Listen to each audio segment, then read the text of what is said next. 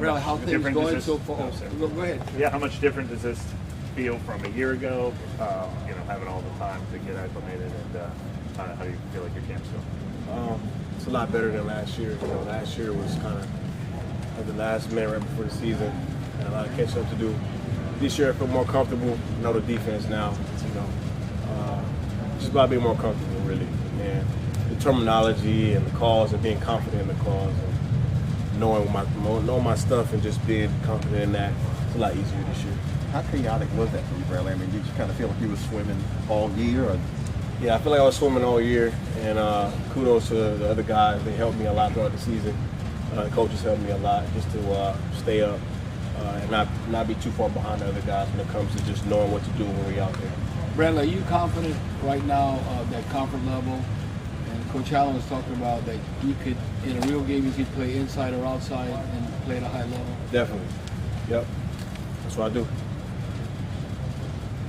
Just what's it like being part of this group with so many talented guys, just being on the field and just behind the scenes too? I love it. I love it because it's going to get the best out of everyone. And I was telling Debo just a few minutes ago, this reminds me of that Denver team, that Super Bowl 50, that secondary that we were great and we had depth.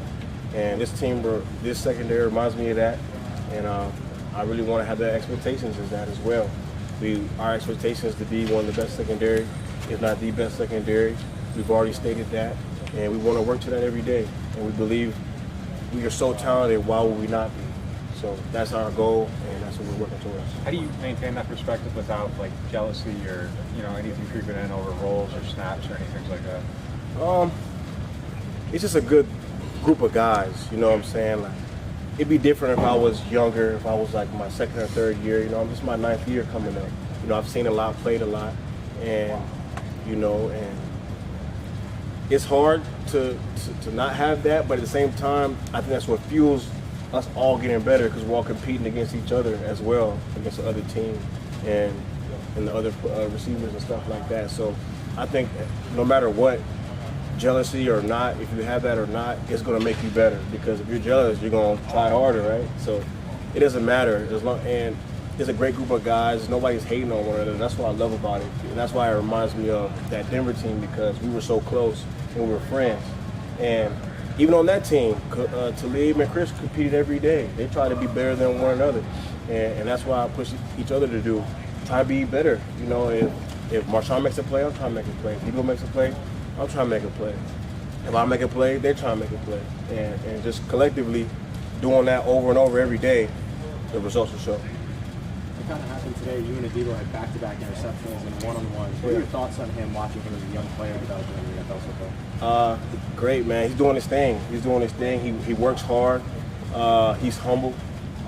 He listens. He wants to learn. And he wants to play at a high level. And he believes he should be out there. It's not like a young guy that's just all lost. He's doing his thing. And he believes he should be out there. And I love what he brings to the game. And just love having him on the team, and I love having him pushing me. It's just great for me too, just to have a guy like that, always working every day. I gotta always work every day too, because just to be a leader and just to compete. Bradley, where are y'all at kind of in the process of incorporating some new players, getting all the communication down and comfort level, just kind of in the field with Marcus May, Tyrann? Yeah, I think we're getting there. It's only like the 7th or 8th practice. It's early still. Ty just got here, so trying to get him up to speed, trying to get Marcus up to speed. And I think they're doing a great job of that. They're doing extra study with the coaches. May's getting extra reps when he didn't have to, just because he wants to be caught up. And that's the thing. We all want to be on that level. We all want to be playing at that top level. So I think it's great that we have those guys. It's just a blessing to have so many great players in the world.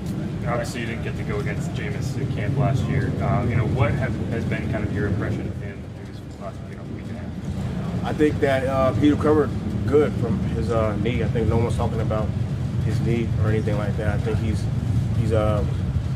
getting out there. He's making the reads. He's making the passes. And I don't think I have an interception on him yet. So he's doing a good thing. He's doing a good job. So I think he's been a leader. I see him out there commanding the huddle. He's motivating the guys. I think he's doing what he's supposed to do as a quarterback. Don't turn the ball over. He's attacking us deep when we mess up, and I think he's doing his thing. How much has the receiving room improved from last year? You know, the receiving room is tough. I told the guys when the DB room, I said that's another great room over there. So, you know, it's going to get us ready for the season. And if we think we're the best, we have to be better than them every day. And I think that we're competing every day like that. Even if you watch one-on-ones, we're really trying to beat them, you know, because we know they have great players. And they're doing a good thing. They're deep. They all bring something different. And I think it's going to help us next season. What are some of the things that make Jameis a good route runner? He's experienced. He knows how to adapt. If I do one thing, one play, he's going to change it up. That's all football is, really. He has great hands, leader, tough, great receiver. You say that's all football is. Like, why do you think some guys are better at adapting than maybe others and making those changes? It's mental toughness, really, and knowing what to do, so having experience. And then mental toughness, you know, some guys might drop a ball, get down on himself. Somebody might get beat for a touchdown, get down on himself, and it can't be the same player that he was in the first quarter when everyone was all hyped. You know, and the guys that can just forget the next play and good or bad, just keep going and keep adapting and keep staying in the game, staying focused. Those are the guys that play the best. I know it's something you mentioned about building a relationship with Tyrann, Mathieu, and Marcus May as kind of new additions to the team. How important is building that relationship, and do you feel like Tyrann specifically is like the cherry on top of what can be the best defense in the NFL? It's everything in defensive backfield. You know, that communication between corners and safeties, nickels and safeties, nickels and corners, and linebackers and everyone. You know, that communication is big, and that's everything, really. We all have to be thinking the same thing, mind on the one string, one band, one sound. And like you said, I think he is the cherry on top. You know, we've all seen he makes a lot of plays, one of the top safeties in the league. So anytime you add a guy like that, who's also a good leader, you can't do nothing but help. So I think it's going to be a great addition this year. You mentioned the communication between corner safeties, but you also throw like nickel safeties, nickel corners in there. It's kind of a big question, I'm sorry, but we used to just say corners and safeties. Now we're specifically talking about nickel corners, slot corners. What do you feel about the kind of evolution of the importance of that position over time? I think it's big. It's a big position. And I think a guy I played with previously, Chris Harris, was one of the first guys. I mean, I know Rondé Barber back in the day, he did his thing there. But Chris Harris was really one of the first guys that I saw that really dominated at that nickel and really showed how much it meant to the game. Because at the end of the day, it's another linebacker.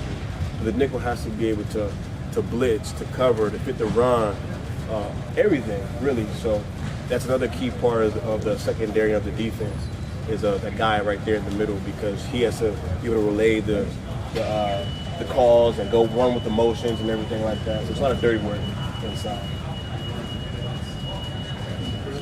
Appreciate it. Thanks, man.